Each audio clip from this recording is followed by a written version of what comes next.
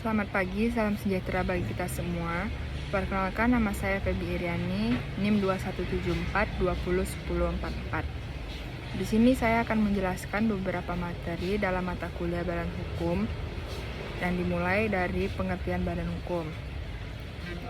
Badan Hukum dalam bahasa Indonesia diartikan sebagai organisasi atau perkumpulan yang didirikan dengan akta atau otentik, dan dalam hukum diperlakukan sebagai orang yang memiliki hak dan kewajiban atau disebut juga dengan subjek hukum.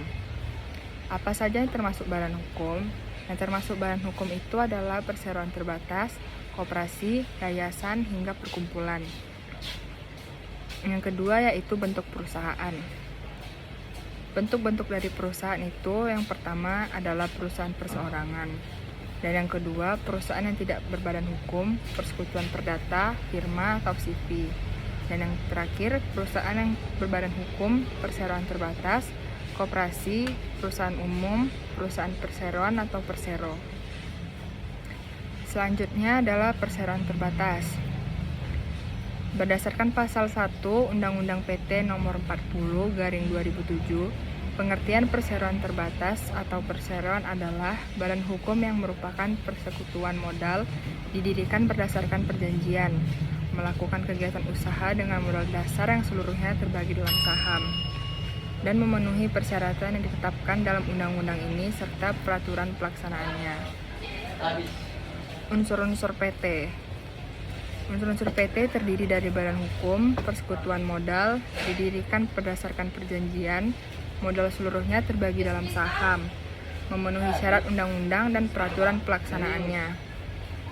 Yang keempat mengenai koperasi. Koperasi menurut Undang-Undang Nomor 25 Tahun 1992 adalah badan usaha yang beranggotakan orang seorang atau badan hukum dengan berlandaskan kegiatannya berdasarkan prinsip koperasi, sekaligus sebagai gerakan ekonomi rakyat yang berdasarkan atas asas-asas kekeluargaannya.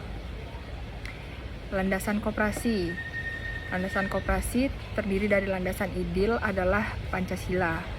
Dan yang berikutnya, landasan struktural adalah Undang-Undang 45 Pasal 33 Ayat 1. Dan yang terakhir, landasan operasional Undang-Undang Nomor 25 Tahun 1992. Yang kelima yaitu mengenai yayasan. Pengertian yayasan. Apa yang dimaksud dalam yayasan?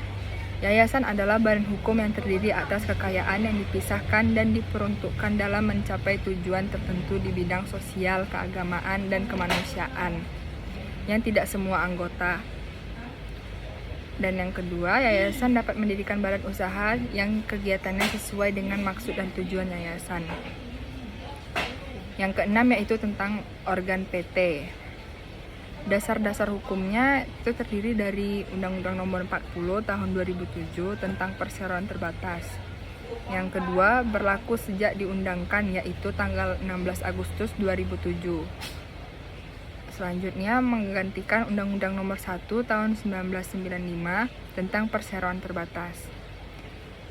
Organ perseroan terbatas itu terdiri dari RUPS atau yang dikenal dengan Rapat Umum Pemegang Saham. Yang kedua direktur, yang ketiga dewan komisaris. Dan materi yang terakhir saya akan menjelaskan tentang BUMN. Pengertian BUMN menurut Undang-Undang Nomor 9 Tahun 1969 garing Perpu Nomor 1 Tahun 1969 garing Impres RI Nomor 17 Tahun 1967 tentang pengarahan dan penyederhanaan perusahaan negara dalam 3 bentuk usaha negara, yaitu yang pertama yaitu perusahaan negara jawatan atau perjan, dan yang kedua perusahaan negara perum, dan yang ketiga perusahaan negara persero. Definisi BUMN menurut Undang-Undang Nomor 19 Tahun 2003 tentang badan usaha milik negara adalah badan usaha milik negara. Yang selanjutnya disebut BUMN adalah badan usaha yang seluruh atau sebagian besar modalnya dimiliki oleh negara melalui penyertaan secara langsung yang berasal dari kekayaan negara yang dipisahkan. Sekian materi yang dapat saya sampaikan. Apabila ada yang kurang, mohon dikoreksi. Terima kasih.